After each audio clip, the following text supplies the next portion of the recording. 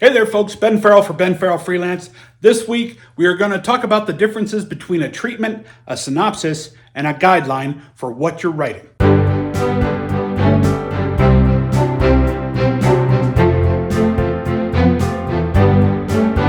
Hey there, Ben Farrell for Benn Farrell Freelance. This week we're going to talk about the differences between a treatment, a synopsis, and a guideline. Now, these are three different ways of compressing your story idea so that way you can use them as marketing tools. Now, as a disclaimer, I have written and marketed short stories. I haven't actually written a novel or tried to market it. However, I feel these tools are probably good to have saved on your laptop somewhere so that way you can have them in case they are requested of you. The first thing, when I first started sending out feelers to different production companies to try and get them to produce one of my stage plays or one of my screenplays, the hardest part of it was that I didn't know what they required of me. Some of them only wanted a digital copy of my manuscript, some only wanted it in print, and some just wanted my resume and a link to my website. So when I was getting started, I was getting asked for things that I didn't quite understand, like a synopsis or a TV guide logline or a treatment or an elevator pitch. I knew what a synopsis was, but the other ones I had no clue. Some production companies wanted a treatment.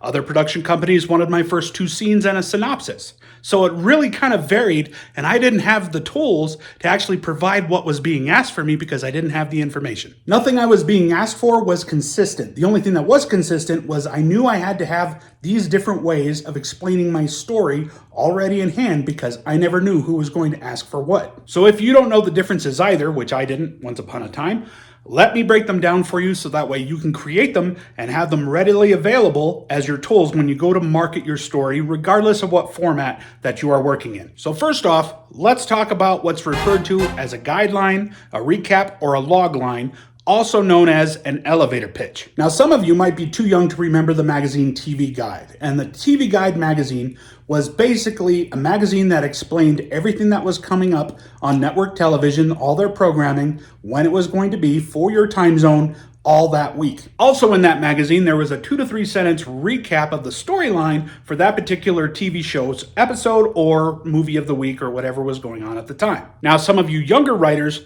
will recognize this on your streaming platforms when you see a movie listed and there's more info available and you click on that info and it will give you the same 2 to 3 sentence recap of that movie. That 2 to 3 sentence recap is your logline or your elevator pitch. It's the best way to share your story with someone who might be interested in it in a very short amount of time. Here's an example as to why that's important. What is that? It's a story I'm working on. What is it about?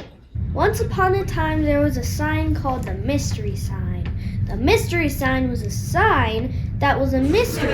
It was a mystery because they didn't understand what it said. The mystery sign was so mysterious that the next day, everyone was wondering what it said, and it caused a lot of traffic, and everyone was so worried for what it said, and who knows what it said. The next day, everyone else went to look at the sign, but it wasn't there. It had traveled across the world and no one knew it was gone. The end. Hey! I'm trying to tell you a story here. You asked about it. Well, 30 seconds in, I didn't care about it anymore.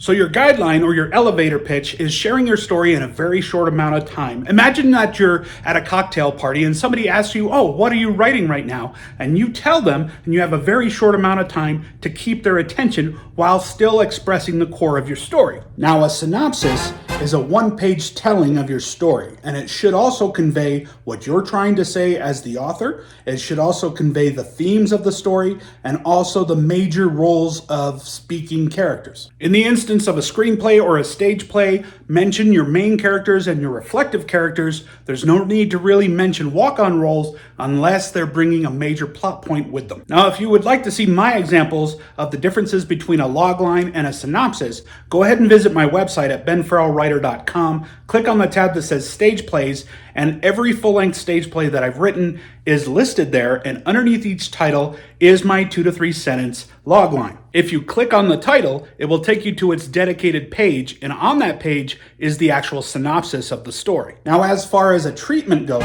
a Treatment is a 20 to 40 page telling of your story, and that was probably the most requested format when I was trying to pitch one of my screenplays. And I will say it's going to be smart of you to go ahead and copyright your treatment just like you would your manuscript. The reason why treatments are sometimes requested is that a lot of the times producers or studio readers or artistic directors don't have the time to read the entire script that you've written, so they want a treatment so that way they can save a little bit of time and make a decision whether or not they want to see the entire manuscript. Those of you who are new to writing and probably just finished your first work and getting ready to take it to market, whittling your story down to a 20 to 40 page or 1 page or even 2 to 3 sentences can be very hard and overwhelming. That's why it actually takes practice. What I would do for practice, even though you just completed your first work, is I would try to take the day you just had and whittle it down to 2 to 3 sentences. Your entire day, but try and describe your day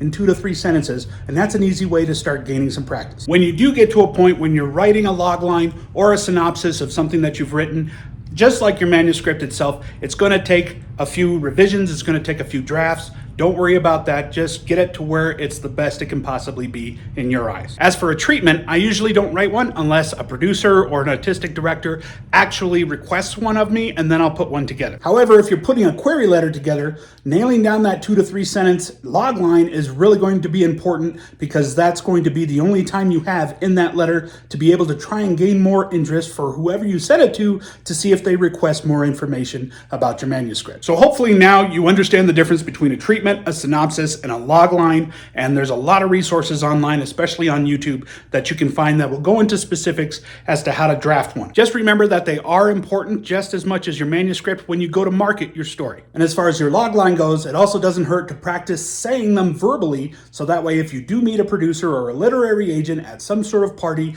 you are ready to spit out what your latest project is about. This is Ben Farrell for Benn Farrell Freelance. Thanks for hanging out with me. It's a new year, so it's a new contest, and it's a 6-month contest. Hey! You can't miss me. I have to be in this. Now again, we still want your 3-sentence stories about this weird photo. Yep, that was a pretty weird photo, but we still want your 3-sentence stories. And with those stories, they're going to be put into a raffle after 6 months, and you will get a chance to win a customizable jersey of Benn Farrell Freelance. Just like this one. Hey, this is my shop. So get those stories in. After 6 months, we'll do a raffle, and you could win a customizable jersey from Benn Farrell Freelance. Just make sure to send your story to benfarrellwriter@gmail.com. Or you can visit benfarrellwriter.com, hit the contact page. And stay safe and keep watching our videos. Bye!